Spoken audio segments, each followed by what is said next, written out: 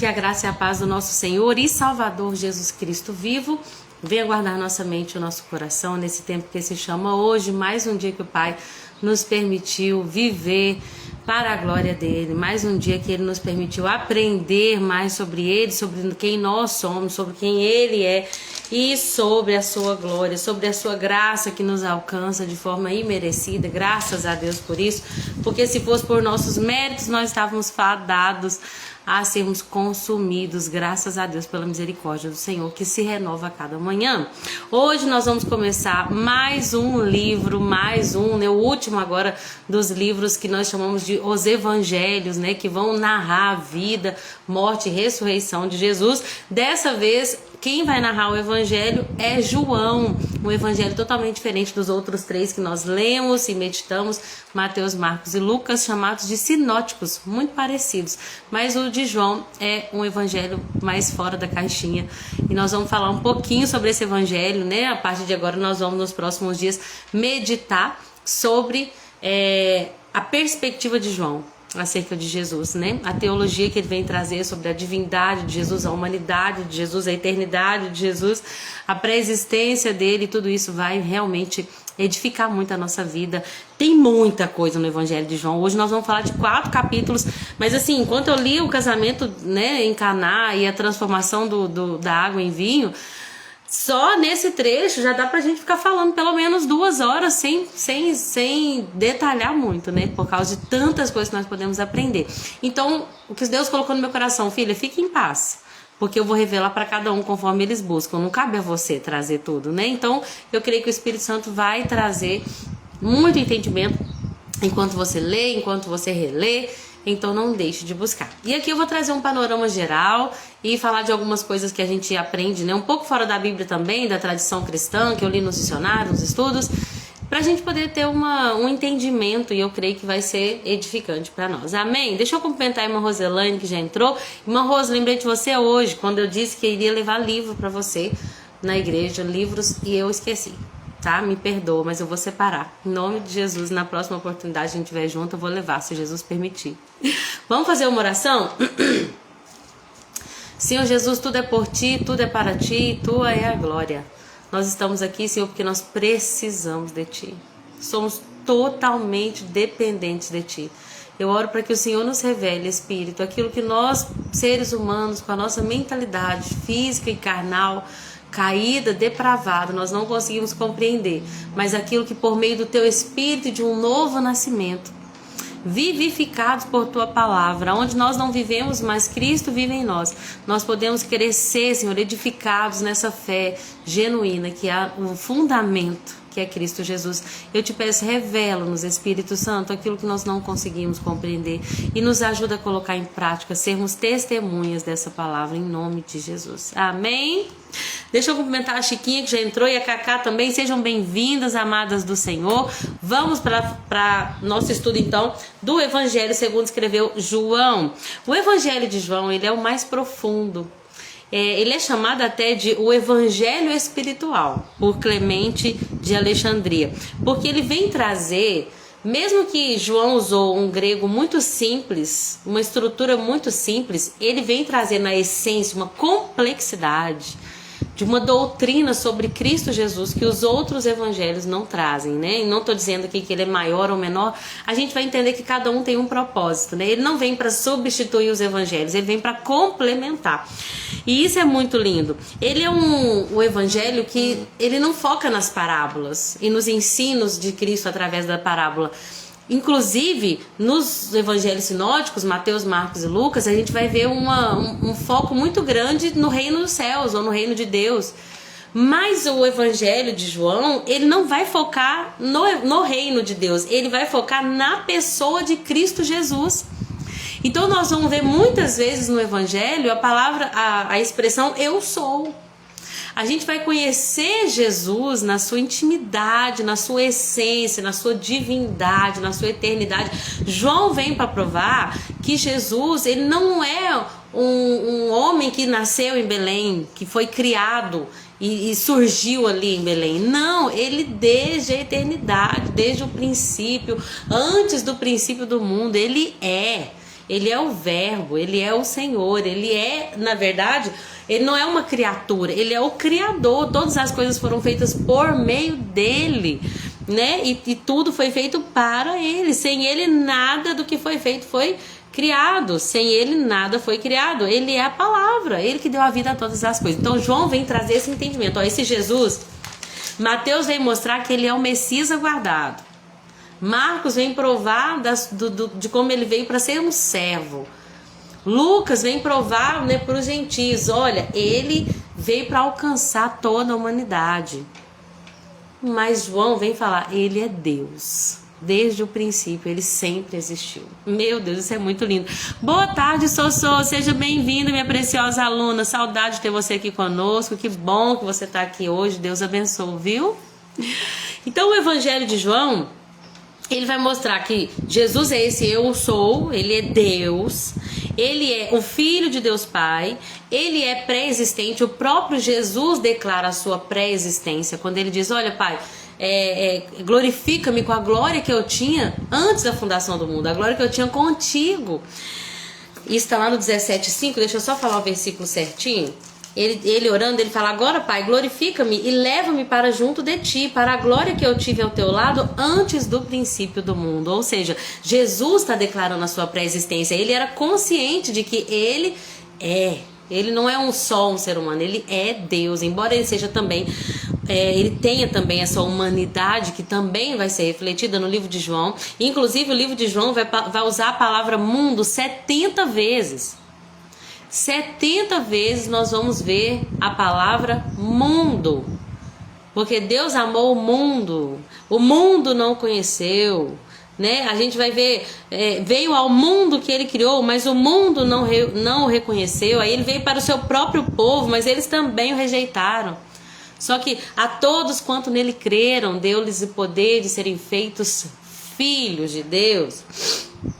Essa palavra mundo vai mostrar a abrangência da obra redentora de Cristo.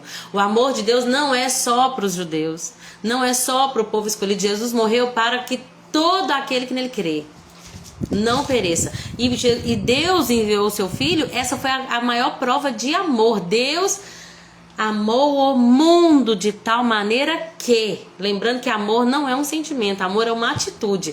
Deus amou tanto que fez isso.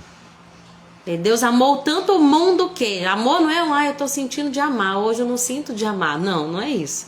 Eu tô sentindo amor por aquela pessoa, hoje eu tô sentindo ódio. Amor é uma escolha. Eu escolho te amar, apesar dos seus defeitos, apesar das suas mazelas. Deus escolheu amar o mundo. Inclusive, esse é o versículo que nós vamos passar por ele, né? Hoje na nossa meditação, João 3,16, que todo cristão tem que saber de cor, é obrigatório, tá? Mais um aí para a lista dos obrigatórios. Se você não sabe, você vai escrever aí, vai colocar no umbral da sua porta ou na sua geladeira, vai declarar aí todo dia.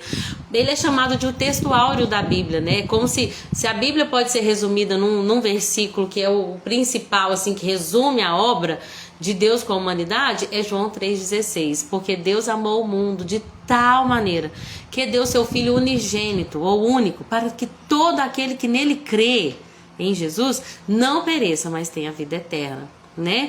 Então nós vamos entender que esse amor que Deus teve pelo mundo, lembrando que é um mundo depravado, nós temos uma natureza caída desde Adão, mas Deus escolheu nos amar, antes mesmo, né?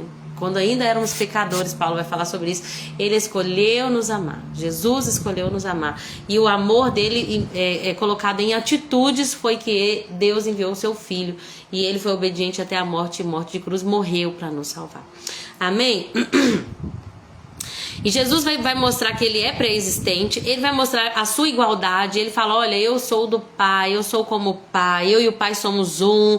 Ele vai mostrar também uma subordinação, uma dependência, ele vai falar, olha, a palavra que eu tenho dito é a palavra que o meu Pai me deu, as obras que tenho feito são as obras de meu Pai. Então, ao mesmo tempo que ele fala que ele é um com Deus, ele também mostra essa submissão à vontade do Pai. Isso é muito lindo. Nos meus estudos, nesse dicionário Wycliffe, fala que 9/10 do material que tem no Evangelho de João não é encontrado nos outros 3 livros sinóticos. Uau! Oi, Vanilda, seja bem-vinda, querida sogra, Deus te abençoe, minha companheira também. A Soraya mandou que estou acompanhando suas lives durante a noite. Que bênção, sou, glória a Deus, viu? Pela sua vida, obrigado por tudo e por tanto. Gente, no dicionário Weekly fala que 9/10. Vocês conseguem imaginar? Pega um bolo aí e divide ele em 10 partes. 9 dessas 10 partes... É o que está dizendo aqui, 9/10 de tudo que nós lemos no livro, no Evangelho de João, a gente não encontra nos outros 3, que são tão parecidos, não é? A maioria das coisas que a gente fala lá nos Evangelhos, ó, isso aqui tem em Mateus tal, Lucas tal, Marcos tal, não é? Esse aqui é exclusivo de Lucas, mas esse aqui tem nos outros 3. Esse aqui tem em Marcos e Lucas, esse aqui tem Mateus e Lucas, né? Então a gente vai ver que os 3 são muito parecidos, por isso eles são chamados de sinóticos. Mas 9/10 de tudo que a gente vai ler no Evangelho de João é exclusivo de João. É um material diferenciado. Ele vai dar ênfase no ministério de Jesus, muito mais naquilo que Jesus fez na Judéia, inclusive em Jerusalém, do que na Galileia, como nos outros evangelhos. Os outros 3 evangelhos, eles vão falar muito do ministério de Jesus na Galileia. A gente vai ver Jesus pregando ali no Mar da Galileia, né, os acontecimentos ali, sobretudo no último ano do ministério de Jesus, né? Mateus, Marcos e Lucas focam naquele 1 ano, que foi o último ano. Mas, através do evangelho de João, que vai focar muito no ministério de Jesus na Judéia, né, nas idas de Jesus ali em Jerusalém, inclusive são essas idas de Jesus a Jerusalém, nas festas religiosas que Jesus ia ao templo, que a gente vai ter uma ideia do ministério de Jesus. Não é que já é uma tradição assim, todos, se perguntar, a maioria das pessoas sabe quantos anos que foram os anos de ministério público de Jesus. A maioria das pessoas fala 3 anos, 3 anos e meio. Por quê? Os evangelhos sinóticos, eles só narram aquele último ano, a ênfase é naquele último ano, né? Mas João vai mostrar idas de Jesus ao templo para a comemoração das festas religiosas, que nos dão a interpretação, por causa do evangelho de João e não dos sinóticos, que o ministério público de Jesus durou 3 anos, 3 anos e meio, por causa do evangelho de João e das narrativas do evangelho, trazendo essas idas, né, que eram anuais, mostrando, né, a realidade ali do povo judeu e das festas que eram obrigatórias. Dá pra gente chegar a uma conclusão que o ministério de Jesus durou 3 anos, em média de 3 anos. E aí, nos outros evangelhos, vai focar nesse último ano. Mas João é mais abrangente nesse sentido. Esse João que nós estamos falando, ele é o filho de Zebedeu e de Salomé, e ele é o irmão do Tiago, né? Como a gente sempre, na maioria das vezes, Tiago vem primeiro e João depois, inclusive Tiago é chamado de Tiago Grande ou Tiago Maior, a gente vai entender que João era mais novo. Mas eu queria trazer aqui para vocês até uma curiosidade, que é que João, ele era não apenas mais novo do que seu irmão Tiago, foi passado a fio da espada, né, mais tarde por Herodes, mas esse João era, pela tradição, o mais novo de todos os discípulos, era o mais jovem de todos os discípulos. Eu vou trazer um estudo que eu vi aqui, vou falar rapidamente sobre ele. Eu tô tentando lembrar qual o site, mas eu vou mandar no grupo de leitura depois. Qual que é o site? Fala o Evangelho de Joãozinho. Pelo que eu vi, é até um site confiável de uma igreja. Ai, gente, agora eu esqueci, mas depois eu vou mandar lá no grupo, tá? Mas isso não é confirmado, tá bom? Isso que tá escrito lá. Uma coisa que vem da tradição cristã é que João era muito novo, que tinha entre 15 e 20 anos, né? Ele era o evangelista, um discípulo muito novo quando ele foi chamado. Nesse site que fala sobre a idade de João, vai falar que ele tinha 10 anos. Pegando a idade dele, quando que ele morreu, quando que a última carta foi escrita, lembrando que João escreveu, ele foi, né, o evangelista que escreveu mais quantidade de cartas, no sentido de que quem escreveu mais em quantidade foi Lucas pelo tamanho, né, do conteúdo, do material. Mas João escreveu o Evangelho de João, ele vai escrever 3 epístolas, né, 1 João, 2 João, 3 João, e ele também vai escrever o Apocalipse. Bom, nesse site, estudando o final da vida de João, da sua última epístola, né? João foi o discípulo que mais viveu, foi o mais longevo. Ele começou mais novo e morreu por volta de 90, 95 anos. Mas aí nesse site fala que ele tinha 10 anos. levando em consideração quando ele morreu, quando que a carta foi escrita, quando que foi o ministério de Jesus, né? Enfim, onde que eu quero chegar?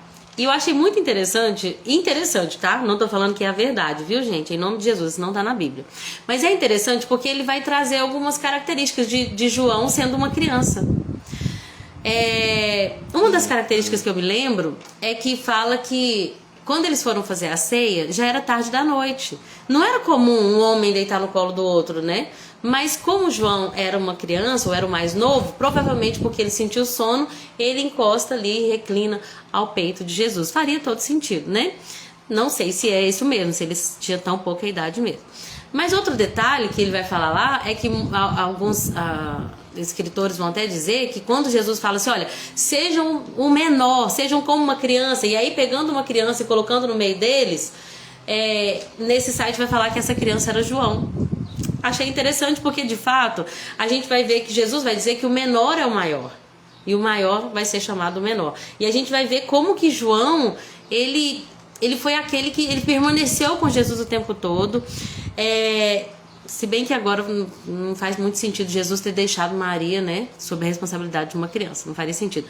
Inclusive no dicionário Wycliffe fala que João provavelmente vinha de uma família abastada, que talvez Salomé entrava junto com aquelas mulheres que financiavam o ministério de Jesus e que inclusive talvez eles tivessem até uma casa em Jerusalém, né? Quando ali Jesus vai dizer, olha, abriga ela em sua casa, receba minha mãe, né? E aí ele vai receber a partir daquele dia Maria em sua casa, lembrando que eles estavam ali, né, próximos ali de Jerusalém na morte de Jesus, próximos, né, porque ele morreu fora de Jerusalém, como acontecia com os outros profetas. Mas, enfim, tudo isso a gente não dá para bater o martelo, mas o fato é que João era o mais novo, e seria interessante, assim, ele como menor, ser colocado, né, como mais novo, ser colocado como maior diante de tudo que João viveu, de toda a revelação que João teve, né? E Jesus vai dizer, olha, se vocês não forem como essa criança, vocês não vão poder dar o reino dos céus. Não sei se é isso mesmo, se ele era tão novo assim, mas o fato é que eu acho muito lindo a modéstia de João, né? Vamos sair dessa questão da idade agora. Isso foi só uma curiosidade, tá? A modéstia de João, porque João, ele não se menciona no Evangelho na primeira pessoa, né? Ele não fala, né? E João foi lá e na verdade ele omite. João e Tiago, os filhos de Zebedeu, eles só vão ser mencionados lá no finalzinho, quando Jesus vai realizar uma segunda pesca milagrosa, já ressurreto, né? E João ele vai falar, olha, estavam lá João e Tiago, filho de Zebedeu, e Pedro e tal, uns discípulos, André, e aí eles vão ter ali, né, Pedro volta a pescar quando Jesus aparece ali na praia, e aí João vai falar, é o mestre Pedro, né, é o mestre, João vai reconhecer Jesus ali. Então nesse capítulo ele vai mencionar João e Tiago, mas todas as outras vezes que ele vai fazer uma menção a si mesmo, ele se coloca como o discípulo amado, ou o outro discípulo. Mas, gente, João tinha uma capacidade de reconhecimento do amor de Deus para com ele, que ele vai se mencionar, não como João o grande, João o líder, João o íntimo, João um dos três. Não, ele nem se menciona, ele nem coloca o nome dele. Ele apenas vai, quando vai citar alguma coisa que João viveu, ele mesmo viveu, ele cita, e aí ele disse ao discípulo amado. Meu Deus do céu, isso é muito lindo, gente. E essa modéstia de João também, que a gente vai ver com Paulo, né? Quando Paulo fala, conheço um homem que subiu ao terceiro céu, e a gente vai entender que ele está se referindo a si mesmo também para trazer essa modéstia. Uma coisa que eu acho lindo no Evangelho de João é que ele aponta para Cristo. Inclusive, ele vai mostrar como João o Batista aponta para Cristo, o Messias. Né? E Deus falou isso comigo, falou, olha filha, a gente tem que falar de Jesus, né? Porque assim, nós como pregadores do Evangelho, nós temos que ser testemunhas de quê? Dele, não é sobre nós.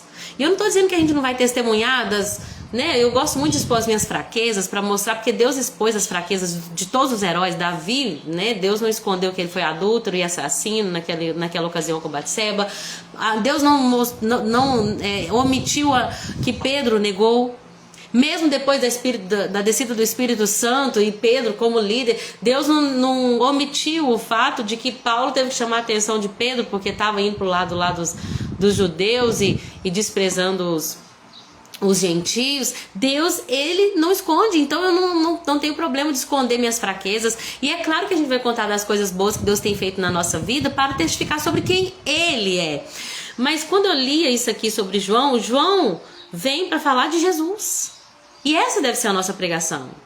Nossa pregação não é sobre como nós conseguimos, sobre as nossas capacidades, sobre os nossos sonhos, sobre nossas conquistas. A pregação do Evangelho deve ser sobre Cristo. Ele é o Cordeiro, ele é o eu sou, ele é o Deus que cura. Quem é Jesus? É isso que tem que sair da nossa boca. Muitos pregadores, e eu me coloco no meio desses aí, nós temos que aprender a falar muito menos de coisas periféricas e falar muito de Jesus. Falar muito de Jesus. Ele é a nossa pregação, amém? Deixa eu ver se tem mais alguma coisa aqui que eu não falei sobre o Evangelho de João. Sobre João, ele é chamado de filho do trovão, né, junto com o irmão dele, Tiago, provavelmente por causa desse zelo que eles tinham. No dicionário Wycliffe vai falar que alguns acreditam que João era aquele discípulo anônimo, que era já discípulo de João Batista, e que junto com André deixaram João Batista e foram seguir Jesus, né, porque o próprio João Batista apontou Jesus. Então João Batista lá no capítulo 1, versículo 36, vai falar assim, olha, vejam, é o Cordeiro de Deus. Ao ouvirem isso, os dois discípulos de João seguiram Jesus.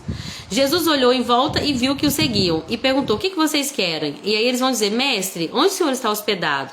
Jesus os chama e fala, venham e vejam. Vem e vê, né? E ali vai dizer que um desses discípulos era André. André vai ser o primeiro, né, a evangelizar ali, né? Bom, mostrando aqui para nós, né, que vai chamar o seu irmão Pedro, vai falar, vem que conhecemos aqui, né, Jesus, conhecemos aquele que acreditamos é o Messias. Mas alguns vão acreditar que esse outro discípulo que estava com André era João Batista. Que estava seguindo João Batista era João, né, o irmão de Tiago. E aí, por quê? Por causa de muitas coisas que o dicionário vai trazer, porque João, quando ele estava lá acompanhando Jesus ali no tribunal, ele era conhecido dos membros ali, dos sacerdotes. Ele tinha uma entrada exclusiva ali de alguma forma. E o dicionário vai trazer que pode ser por causa disso. Como eles eram uma família abastada, eles tinham um certo contato e ele já tinha ele já tinha tido essa experiência em Jerusalém como discípulo de João Batista. Isso não deixa claro na Bíblia, mas de fato ele era um filho do trovão. Ele tinha muito zelo, talvez porque já tinha começado antes, né, com essa fome, com essa sede. O Messias está chegando, indo atrás, né, de João Batista, querendo ouvir as palavras de Deus. João é chamado de filho do trovão também. A gente vê que aquela narração lá de Lucas que fala que ele impediu um homem que estava expulsando demônios, né? Ele chega para Jesus e fala, Jesus, estão expulsando demônio e eu impedi ele lá. Não, ele não é do nosso grupo. Jesus vai repreendê-lo por isso, né? Naquela passagem também de Samaria, né? Os samaritanos, uma aldeia de samaritanos não vão receber Jesus ali com honra. E aí João e Tiago perguntam, né, se não poderia descer fogo do céu e consumi-los por causa desse zelo. Também, quando eles não tinham aprendido ainda a crucificar sua ambição egoísta, ele e o irmão dele, juntamente com a mãe, vão fazer aquele pedido para Jesus, né? A gente quer honra quando vier o teu reino. Será que eu posso sentar um na sua esquerda, outro na sua direita? Então, tudo isso, né, encaixado como peças de um quebra-cabeça, vai nos dar a entender que João tinha um grande zelo por Jesus, pela palavra, por Deus, e portanto era chamado de filho do trovão. Amém? Ele foi o primeiro a crer na ressurreição, porque quando eles, ali em João capítulo 21, eles não veem Jesus, mas apenas João ali a princípio vai crer que de fato ele ressuscitou. Foi o que viveu mais tempo, como eu falei para vocês. Ele vai morrer com 90 a 95 anos em Éfeso. Foi o único que não foi martirizado como os outros discípulos, né? Enfim, então, só alguns comentários sobre o livro de João aqui e sobre aquele que o escreveu. E aí a gente começa, João capítulo 1, amém? João capítulo 1 começa, né, com um prólogo, com uma... Hoje eu estava lendo e a Cecília falou comigo, mamãe, o que é prólogo? E eu falei, prólogo é tipo quando... e abri o dicionário e vi que é introdução. Eu falei, é introdução, filha. Prólogo é introdução. Talvez vocês todos já sabiam, mas eu aprendi hoje. A introdução que João vai trazer no Evangelho, diferente de Mateus e Lucas, que vão trazer Jesus através de uma genealogia, né? João vai trazer a pré-existência de Jesus antes de qualquer homem. Mateus vai de Jesus até Abraão. Lucas vai de Jesus até Adão, filho de Deus. Mas João começa falando, olha, no princípio era o verbo.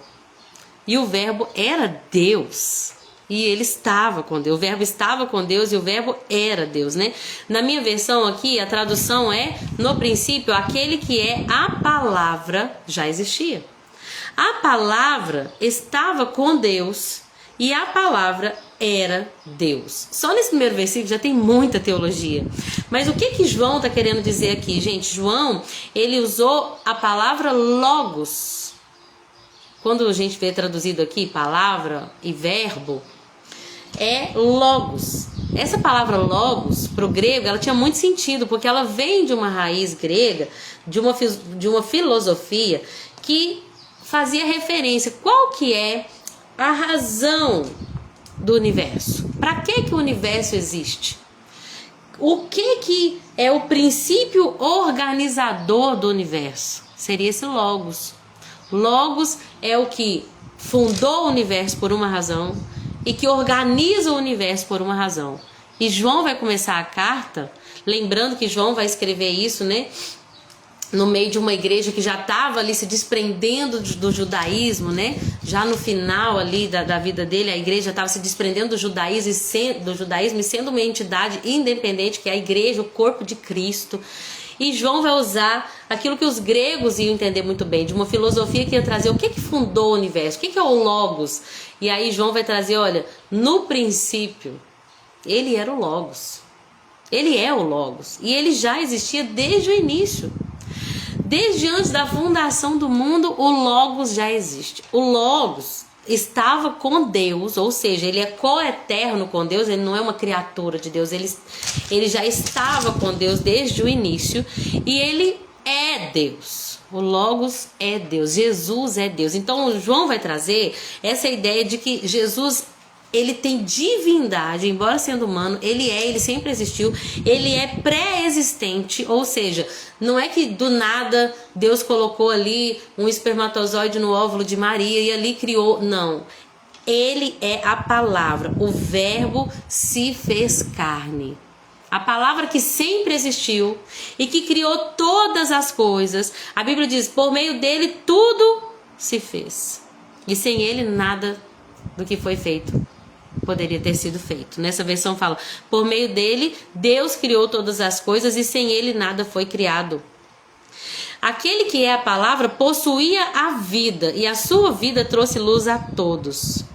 Ele é a luz que brilha na escuridão e a escuridão nunca conseguiu apagá-la.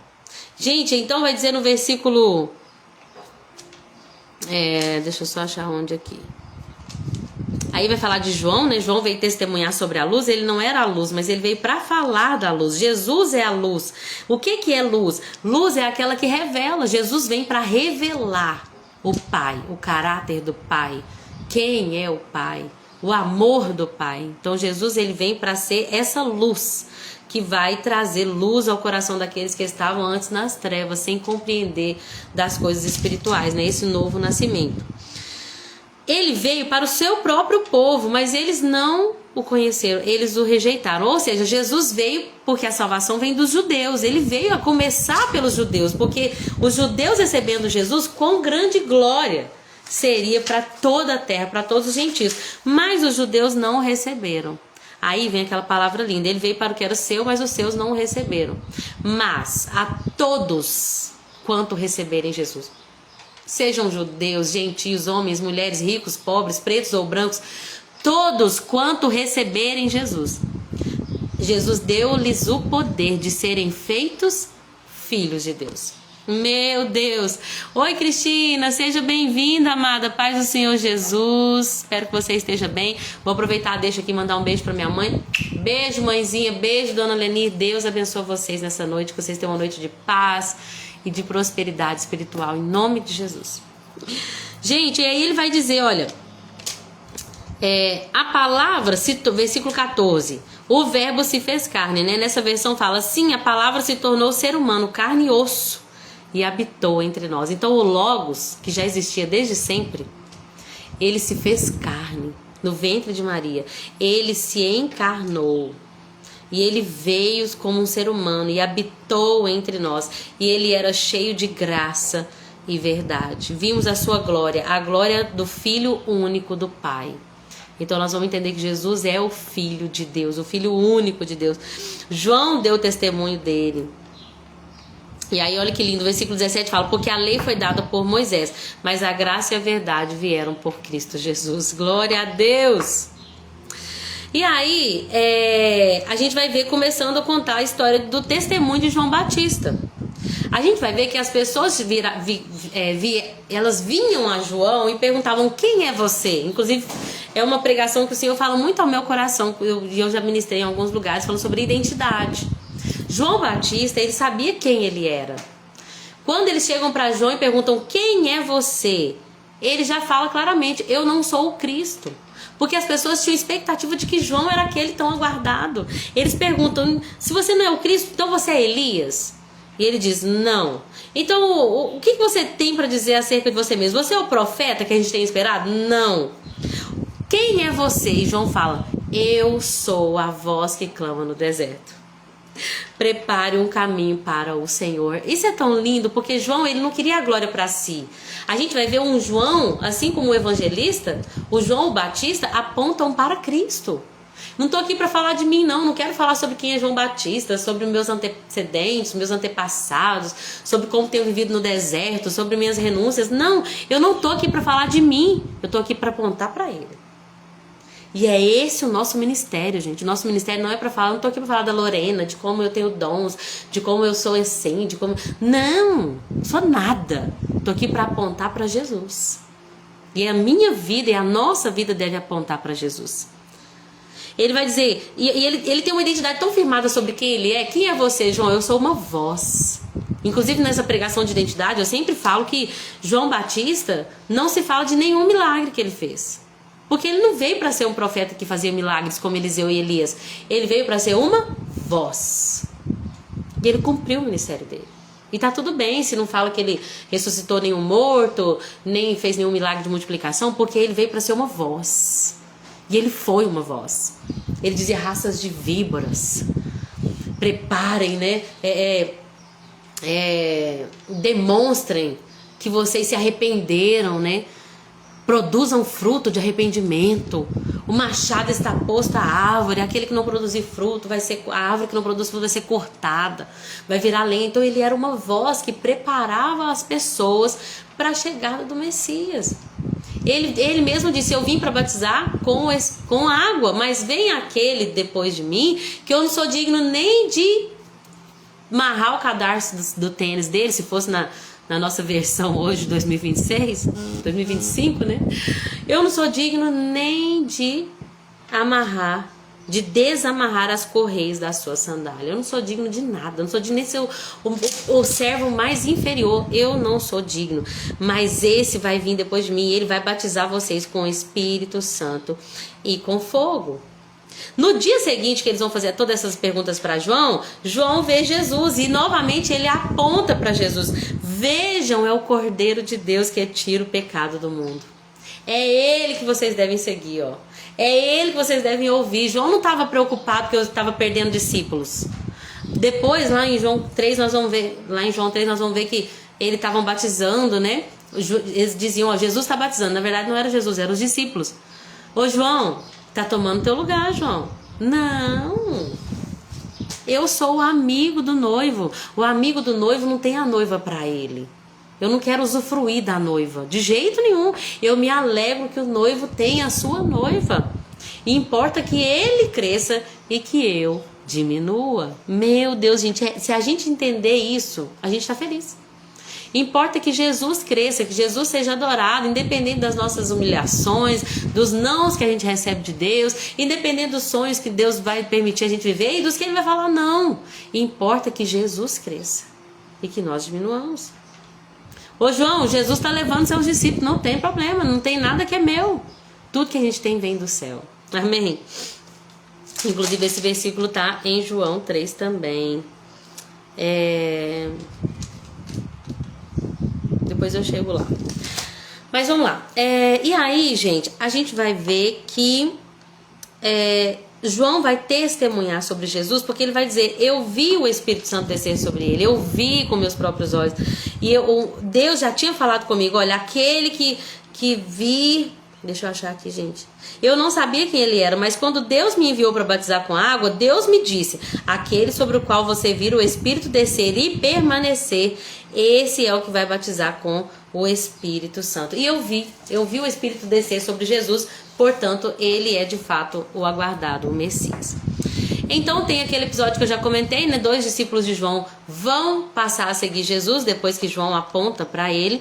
Um desses discípulos é André, que vai fazer o convite para o seu irmão Pedro, né? Depois que vai ter aquele chamamento ali, né? Vai ter a grande pesca, mas eles já estavam ali próximos a Jesus. Mas até então não tinha acontecido o convite oficial para serem discípulos dele, né? A gente vai ver Jesus chamando Natanael e depois Jesus chama primeiro Filipe e depois Filipe chama Natanael, que é quando vai acontecer aquele fato, né? Que Natanael, quando recebe o chamamento ali de Filipe, olha, vamos seguir, que nós temos conhecido o Messias. Natanael e ele é de Nazaré. Natanael vai falar: o quê? Pode vir alguma coisa boa de Nazaré? Mas quando ele chega lá, Jesus, que é né, presciente, ele já sabia, né? Ele tinha o Espírito Santo para dar-lhe ali, né, onisciência. Jesus vai falar: olha, Natanael, eu te vi. Você é um israelita em quem não há dolo. Deixa eu ver como é que tá nessa versão aqui. Aí está um verdadeiro filho de Israel, um homem totalmente íntegro. E aí Natanael vai falar: como que você sabe isso ao meu respeito? E aí Jesus vai falar assim: olha, eu vi você sob a figueira antes que Filipe o chamasse. Antes de você saber sobre mim, eu já sabia sobre você, Natanael. É isso que Jesus está dizendo. Antes de você vir e ouvir falar do filho de José, de Nazaré, como Messias, eu sou e eu já te conhecia. Gente, o Senhor nos conhece muito antes de nos chamar, muito antes de nós o conhecermos. Ele já sabe tudo a nosso respeito.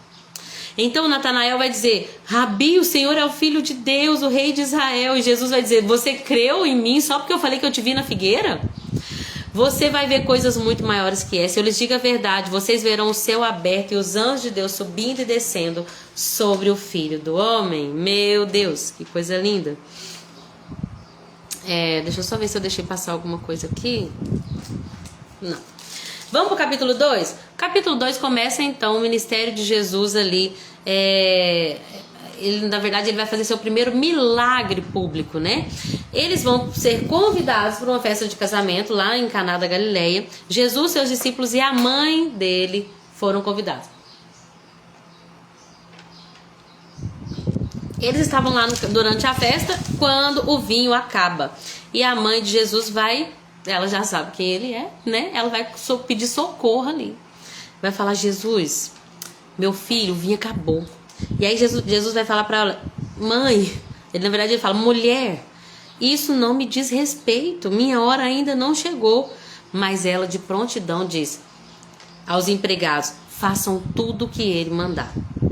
E havia ali perto 6 potes de pedra que eram usados, né, talhas, como a gente vê nas traduções mais tradicionais. Essas talhas, potes de pedra, eram usados na purificação cerimonial judaica. Tudo isso aponta muito pro homem, né? 6 é o número que aponta pro ser humano. O ser humano foi criado no 6º dia. Ele não é perfeito, ele não chega a ser o 7, né? É um número de homem, 666, a gente vai ver lá em Apocalipse. 6 potes de pedra e usados na purificação. Então vai mostrar, né, essa condição humana. onde falta alegria, né? E cada um tinha capacidade de 80 a 120 litros. Quando Jesus falou, encham os potes. Presta atenção, Jesus não encheu os potes. Ele mandou que os potes fossem enchidos ali pelos empregados. E aí os empregados enchem, e quando eles estavam cheios, Jesus falou, agora tirem um pouco e levem para o mestre de cerimônias. Quando o mestre de cerimônias bebe, ele fica bobo. Ele fala, uau, né? Geralmente as pessoas dão o melhor primeiro. E quando as pessoas, os convidados da festa já estão bêbados do vinho melhor, ele dá o inferior. Mas vocês foram diferentes, vocês deram um vinho inferior e agora vocês estão dando o melhor. Imagina aquele vinho, assim, eu nunca bebi vinho, mas a gente sabe que tem aqueles que provam, né? E tem aquele tal da safra, da uva, do tempo, da estação, de quantos anos. E a pessoa, quando ela degusta, ela... Enfim, a gente percebe que ela consegue ver e perceber o sabor de forma assim, né, especial. Imagina o vinho que Jesus transformou. Eu imagino que foi a melhor bebida que aquele mestre de cerimônia já tomou na vida dele. E todos convidados também. Esse foi o primeiro sinal que Jesus fez, o primeiro milagre, né, o primeiro sinal público, e assim ele manifestou a sua glória e os discípulos creram nele. Só aqui dá pra gente ficar, como eu falei, 2 horas. Mas eu vou falar coisas bem básicas assim pra você poder meditar depois. A primeira coisa, como Jesus dá um valor no casamento? O primeiro milagre de Jesus vai acontecer num casamento, né? E eu creio, né? Até o Luciano Subirá tem uma pregação que fala sobre isso, o milagre do casamento. Ele vai falar para casais. Eu creio, né, que muitas pessoas até chegam a convidar Jesus para entrar no seu casamento. Jesus é um convidado, mas quando o vinho acaba, existe uma estratégia para que você de fato viva a verdadeira alegria no casamento, que é o quê? Jesus, ele vai sair da posição de mero convidado e ele vai ser aquele que dá as ordens. E se nós fizermos como Maria falou, olha, façam tudo o que ele mandar, nós vamos provar de uma verdadeira alegria no casamento e também em todas as áreas da nossa vida. A gente vai ver que quando a alegria acaba, quando o vinho acaba, existe uma intercessão. Jesus falou que nem era a hora dele, então por que ele fez? Porque Maria intercedeu. Maria intercedeu e nós também temos o poder da intercessão. Jesus falou muito sobre isso, nós lemos nos evangelhos sinóticos, da importância de orar sem cessar, sem desanimar. Então Maria intercede, Jesus, o vinho acabou, não é minha hora ainda, tá bom, mas aqui, façam o que ele mandar. Se ele mandar fazer qualquer coisa, vocês obedecem. Então, a primeira coisa é, receba Jesus como convidado, amém, de honra, mas deixa ele ser o Senhor, o que governa, o que dá as ordens, interceda. E depois, quando ele der as ordens, obedeça, porque eles obedeceram, eles encheram ali os potes de pedra. Outra coisa que eu acho interessante é que os potes de pedra, eles podem simbolizar também, né, nos meus estudos eu achei muito interessante, esse milagre pode simbolizar a velha aliança e a nova aliança, né? Inclusive quando Jesus fala sobre a nova aliança, né, ele vai falar, olha, o novo precisa de estrutura nova também. Mas muitos ainda vão falar, mas o velho é melhor. Só que a gente vai entender que o vinho novo é melhor. Por esse início aqui. Por mais que o vinho envelhecido tem toda aquela capacidade, Jesus é sobrenatural para fazer uma nova aliança melhor do que a antiga. A velha aliança, por que a gente vai entender que esse milagre pode simbolizar a velha aliança? Por causa que esses potes de pedra eram usados na purificação. Jesus vai falar, agora vocês não vão precisar mais disso. Vocês não vão precisar mais da lei sacrificial, porque eu vim para trazer uma nova aliança. Vocês vão poder entrar por um novo e vivo caminho pelo meu sangue. Não vai precisar mais de cordeiro, porque eu sou o cordeiro. Não vai mais precisar de sacrifício, porque eu sou o sacrifício. A nova aliança que nos permite ter intimidade com Deus. Amém? Isso é muito lindo. Então, algumas coisas que eu queria falar. A importância do casamento. Jesus começa o ministério no casamento. Como que Jesus vem para nos trazer alegria. A importância da fé e da obediência. Amém? Aqui a gente vai ver no capítulo 2 que Jesus vai purificar o templo quando ele sobe para Jerusalém. Quando eu estava lendo a Bíblia de ordem cronológica, eu vi assim, primeira purificação do templo, segunda purificação do templo. E aí hoje eu fui estudar um pouquinho mais sobre isso para a gente poder entender. O Evangelho de João, ele vem trazer uma purificação do templo que aconteceu no primeiro ano do ministério de Jesus, logo depois que ele fez esse primeiro milagre aqui em Caná da Galileia. No Evangelho de João, uma coisa que é diferente, mencionada diferente dos outros evangelhos, é que essas duas coisas, né? Primeiro, quando aconteceu, porque aqui está no início do ministério de Jesus. E nos evangelhos sinóticos a gente vê que aconteceu na última semana de Jesus na terra como homem. Enfim, antes de ser morto, né? Porque depois ele veio com o corpo transformado. Mas outra coisa que mostra aqui que é específico de João é que Jesus usou um chicote de cordas. Então, os teólogos, os especialistas, né, os grandes homens de Deus vão interpretar que houve duas purificações do templo. Uma que João menciona, que é essa aqui do capítulo 2, no início do ministério de Jesus, Jesus usando um chicote. Ele vai purificar o templo, né? O que ele vai fazer? Vai virar as mesas, vai colocar para fora as ovelhas e os bois, vai espalhar as moedas dos negociantes, vai até aqueles que vendiam pombas e vai falar, olha, parem de fazer da casa do meu pai um mercado. Os discípulos nesse momento os discípulos, deixa eu só achar aqui, se lembram da profecia das escrituras, né? O zelo da casa de Deus me consumirá, que está lá em Salmo, se eu não estou enganado. Ali ele é questionado rapidamente, nesse momento ele é questionado pelos líderes judeus. E Jesus vai falar aquela frase, olha, destruam este templo e eu vou reconstruí-lo em 3 dias. Eu vou levantá-lo em 3 dias. E os líderes ali, né, os fariseus, as autoridades, vão falar assim, Herodes levou 46 anos para construir esse templo. E você vai reconstruir em 3 dias. Só que ele estava se referindo a si mesmo. E os discípulos vão se lembrar disso só depois. Depois que ele ressuscitou, os discípulos vão se lembrar do que ele tinha dito e vão crer nas escrituras e em suas palavras. Então, a gente vai entender que houve essa primeira purificação. Jesus usou o chicote, fez tudo isso. E depois, no final da vida de Jesus, na última semana de Jesus, antes da crucificação, vai haver uma segunda purificação do templo. Amém? Então vamos continuar, porque o 3 e o 4, Jesus, quantas horas? Não, mas eu vou andar rapidinho agora. Depois vocês vão ler e Deus vai falar com vocês, amém? Oi, Grazi, querida, seja bem-vinda. Que bom ter você aqui conosco, viu? Muito feliz quando dá pra você entrar online, glória a Deus. E então, gente, no final do capítulo 2, uma coisa que chama minha atenção é que naquele momento ali, muitos creram em Jesus. Só que a Bíblia diz assim, olha, versículo 24 do 2, Jesus, porém, não confiava neles, porque conhecia a todos. Ninguém precisava lhe dizer como o ser humano é de fato, pois ele conhecia a natureza humana. Uau! Estudando sobre isso, falou que, no estudo falou assim, olha, Jesus ele não quer uma fé que vem só de um entusiasmo. A multidão que hoje te aplaude, que te elogia, que te considera, é a mesma que vai depois, no final da sua vida, gritar, solta Barrabás e crucifica. Jesus, ele não se movia. Muitos criam nele, Jesus, porém, não confiava neles, porque conhecia a todos.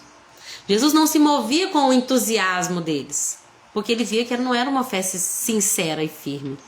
Né? Nós não podemos ter um entusiasmo, aconteceu uma coisa, não, agora eu vou voar.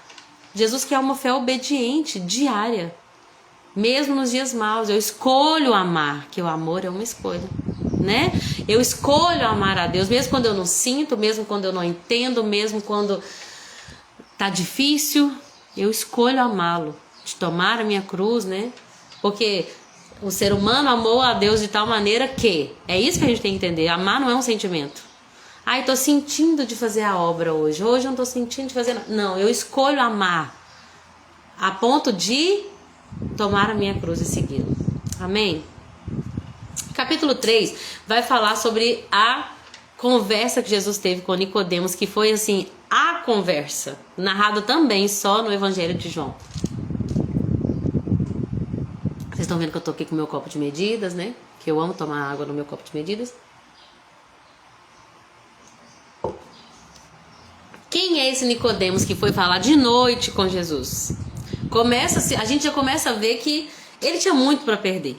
Ao mesmo tempo que parece que ele está começando a entender que Jesus é de fato Filho de Deus, que ele começa falando, olha, a gente vê que você é enviado de Deus pelos sinais, né? Então esse homem, ele quer crer, mas ele quer entender melhor, só que ele vai encontrar Jesus de noite, porque ele tinha muito a perder. Deixa eu falar um pouquinho sobre Nicodemos. Nicodemos é um líder dos judeus, era um líder dos judeus, era um dos principais teólogos da época. O próprio Jesus vai chamá-lo de o mestre em Israel. Você é mestre respeitado em Israel e não entende essas coisas, né? Esse Nicodemos, com certeza ele era abastado, né, pela posição de respeito que ele tinha. Ele era considerado, ele era um grande mestre, mas ele quer saber mais de Jesus. Diferente dos outros fariseus que queriam só matá-lo, ele quer conhecer mais de Jesus, embora ele ainda tenha medo. Só que é muito lindo que a gente vai ver que esse Nicodemos, a gente vai ver um processo de conversão. Não dá para bater o martelo para saber se ele foi fiel até o fim, mas a gente vai começar a ver que esse Nicodemos, que foi conversar de noite com Jesus e que ouviu a conversa, né, falando sobre a doutrina do novo nascimento, sobre os que foram nascidos em espírito, da água e do espírito, meu Deus, coisa linda. A gente vai ver que houve um processo de conversão, por quê?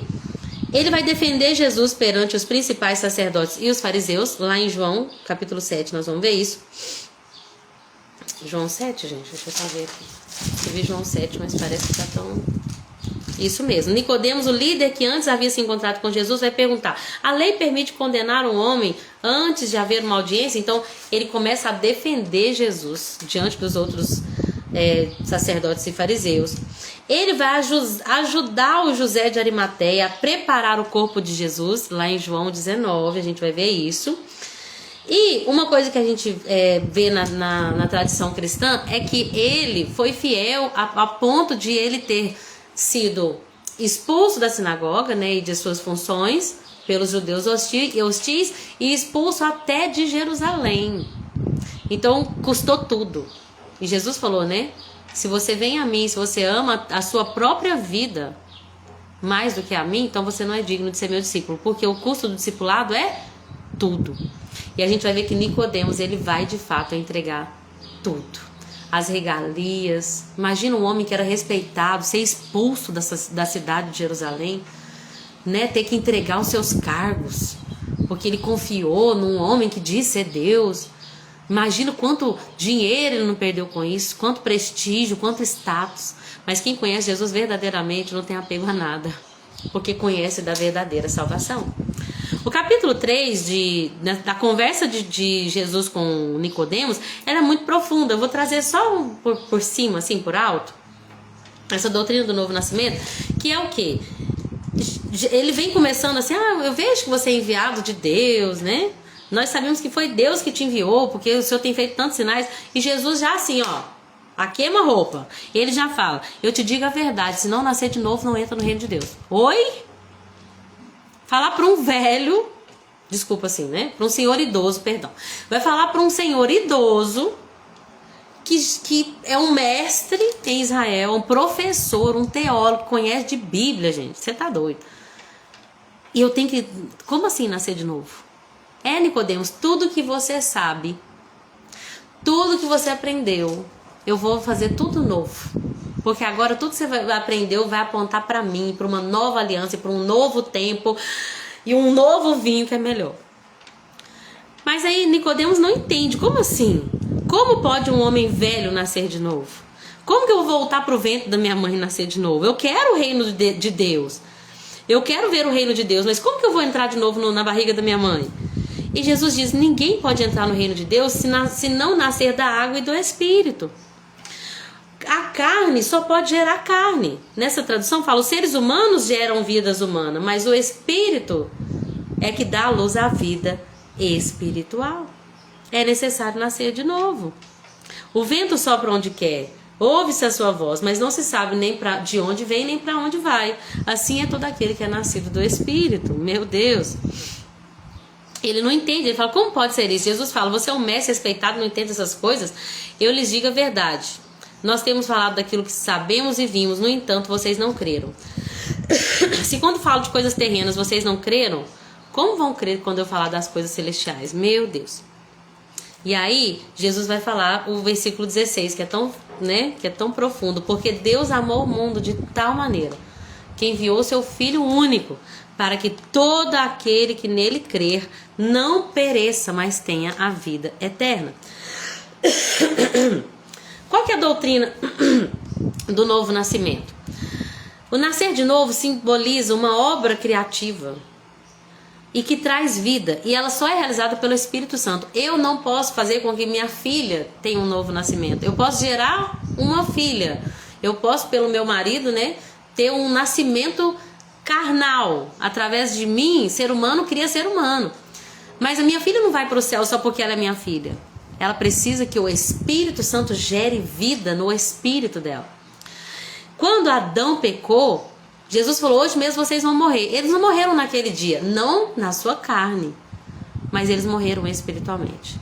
Jesus, como o último Adão, ele vem para falar: olha, eu venho regenerar os que estão mortos em suas transgressões e pecados, para que possam ser espiritualmente vivificados.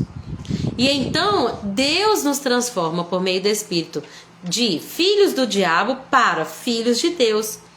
E ao nascer de novo, nós participamos da natureza divina de Cristo. Quando Paulo vai dizer: agora não vivo mais eu, não é Paulo que vive, Cristo vive em mim.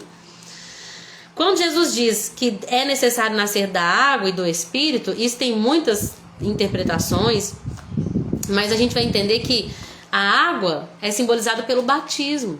Então uma pessoa que nasce da água, ela está demonstrando publicamente aquilo que é o símbolo daquilo que literalmente o Espírito Santo fez na vida dela.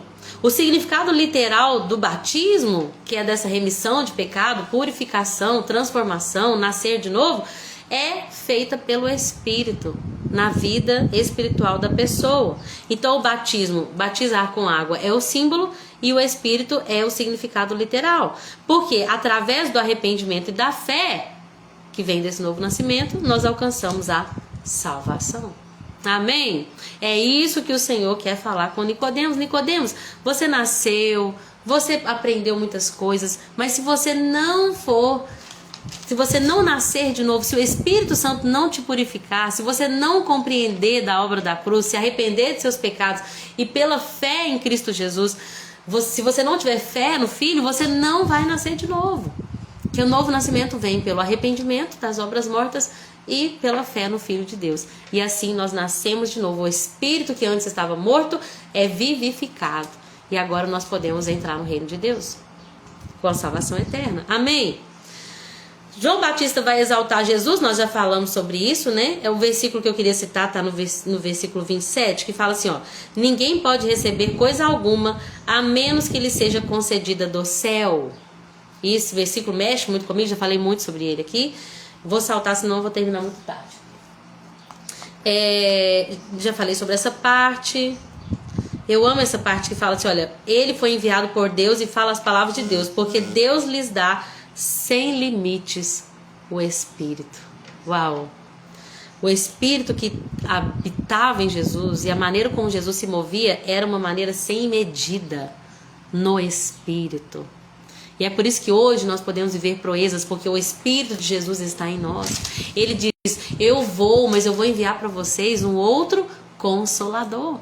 Da mesma maneira como Jesus se moveu no Espírito, sem reservas, sem limites, sem medidas, nós também podemos nos mover. Espírito Santo, ajuda-nos, em nome de Jesus, a nos mover em Espírito. E aí eu vou terminar com o capítulo 4, a mulher samaritana. Eu vou falar bem rapidinho. É muito profundo esse capítulo. Eu sei que Deus vai falar muito com você. Mas a mulher samaritana, ela vai conversar com Jesus ali. Uma coisa que eu acho muito interessante é que Jesus manda os 12 discípulos buscarem comida para 13 pessoas, né? Como se precisasse de 12 pessoas para buscar comida para 13. Mas Jesus marcou um encontro com aquela mulher. Era necessário que ele passasse por Samaria. Era necessário que ele encontrasse aquela mulher sozinho naquele poço que tinha tanto significado. E ali, conversando com ela, ela vai descobrir que ele é o Messias, que tinha uma água para ela beber, apesar do passado dela, tinha uma água para ela beber, que se ela bebesse, ela não ia ter sede mais, ou seja, uma satisfação plena nele, através de uma fonte a jorrar do seu interior. para a vida eterna, que é o Espírito Santo. Jesus vai falar com ela sobre os verdadeiros adoradores que o Pai está procurando, que não são aqueles que adoram no Monte Gerizim, nem aqueles que adoram em Jerusalém, mesmo que Jesus diga que de fato os que adoram em Jerusalém adoram os que conhecem, algo que conhecem, quem eles conhecem, né? Porque de fato a salvação vem dos judeus. Mas o Pai procura não mais aquele que adora na igreja tal ou na igreja tal, mas aquele que adora em todo tempo e sinceramente, em espírito e em verdade. Nossa adoração não acontece durante o louvor, uma vez por semana, 2 vezes por semana. Nossa adoração acontece quando a gente abre os nossos olhos e a gente faz qualquer coisa que a gente faça para a glória de Deus. É em espírito, é de maneira sincera, é em verdade.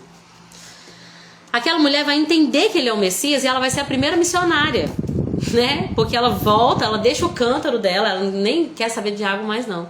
Ela larga o cântaro dela, lembrando que ela foi ao meio-dia, que era é a hora mais quente, porque ela não queria encontrar ninguém, mas ela vai encontrar o Senhor. Glória a Deus por isso. E aí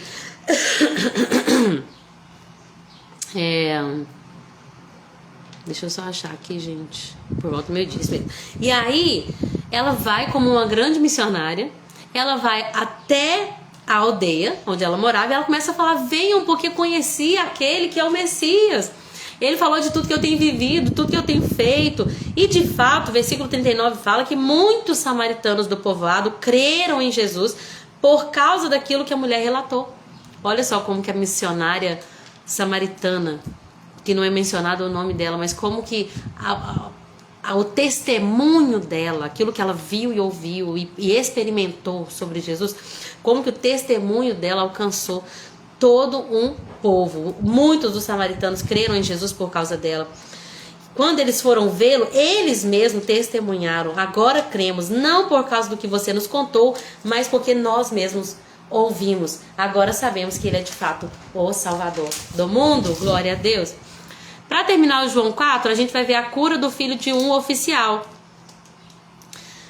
Um oficial vai pedir a Jesus, né, para que fosse ali à casa dele. Ele diz: Senhor, por favor, venha. Não, desculpa, deixa eu achar aqui antes. Perto dali havia um oficial do governo que estava muito doente. O filho dele estava muito doente. Quando soube que Jesus viera, foi até ele e suplicou que fosse a Cafarnaum para curar seu filho, que estava à beira da morte. Jesus então exclamou: jamais crerão, a menos que vejam os sinais. Esse milagre aqui que Jesus curou o filho de um oficial foi o segundo milagre. Logo depois do Caná da Galileia, ele curou o filho desse oficial. Quando Jesus repreende a febre, né, até que o oficial chegue em casa e ele vai ver que o filho dele foi curado, e os servos vão dizer ali: olha, ele foi curado. Ele perguntou quando o menino havia começado a melhorar, e eles responderam: ontem à tarde, a 1h, a febre subitamente desapareceu. E o pai percebeu que foi no exato momento que Jesus tinha dito: seu filho viverá. E o oficial e todos da sua casa creram em Jesus. Porque se creres, serás salvo, tu e a tua casa. Um homem que se posiciona, uma mulher que se posiciona com uma fé genuína, a salvação alcança toda a família. Quem dera se todos os homens, né, a princípio os sacerdotes do lar, se posicionassem. Porque o homem, ele tem essa autoridade, ele tem essa capacidade de levar consigo todos. A mulher, ela tem essa capacidade de edificar, sim. A mulher, ela ora, ela consegue santificar o marido, como diz a Bíblia, né, pelas suas atitudes. Mas é muito mais difícil. Nós oramos para que homens se fortaleçam, né? Para que homens se posicionem, para que, crendo em Jesus, sejam salvos eles e as suas famílias. Esse filho do oficial que foi curado, que Jesus curou, é exclusivo do livro de João. Por isso que eu queria falar sobre ele. Amém! Falei muito, gente. Meu Deus do céu, como sempre, né? Mas sempre o primeiro dia do livro a gente gosta de trazer, né, coisas diferentes e estudos e a tradição, né? E eu espero que tenha sido edificante para vocês. Eu quero agradecer a todos que ficaram até o final. Obrigada, Cacá, querida. Obrigada, Sossô. Obrigada, Vanilda. Obrigada, Grazi. Obrigada, irmã Roselaine. Obrigada, irmã Maria, que entrou e eu não cumprimentei. Beijo, que Jesus abençoe a senhora. E obrigada, Chiquinha. Obrigada, mulheres de Deus avivadas. Que Jesus abençoe vocês grandemente, viu? E que nós possamos compreender que somos amadas por Ele, né? João vai falar: o verdadeiro amor lança fora todo medo. E ele sabia quão era amado. Eu acho que se nós, eu acredito que quanto mais nós tivermos essa identidade firmada, no quanto Deus nos amou, mais nós vamos experimentar desse vinho novo, né? Que Cristo pode produzir em nós. Porque quando nós temos Jesus, quando reconhecemos, quando recebemos esse amor, porque muitos sabem que Jesus os ama. O mundo inteiro sabe que Jesus é amor, que Deus é amor, que Jesus morreu por amor, mas nem todos recebem esse amor. Quanto mais nós recebermos esse amor, quanto mais nós estivermos cientes e conscientes desse amor, menos medo nós vamos ter, mais firmes na nossa identidade de apontar para o Messias, ainda que nós diminuamos e ele cresça. Amém? Obrigada, gente. Obrigada a vocês. Deus abençoe vocês e até amanhã, se Jesus permitir. Beijo com Deus.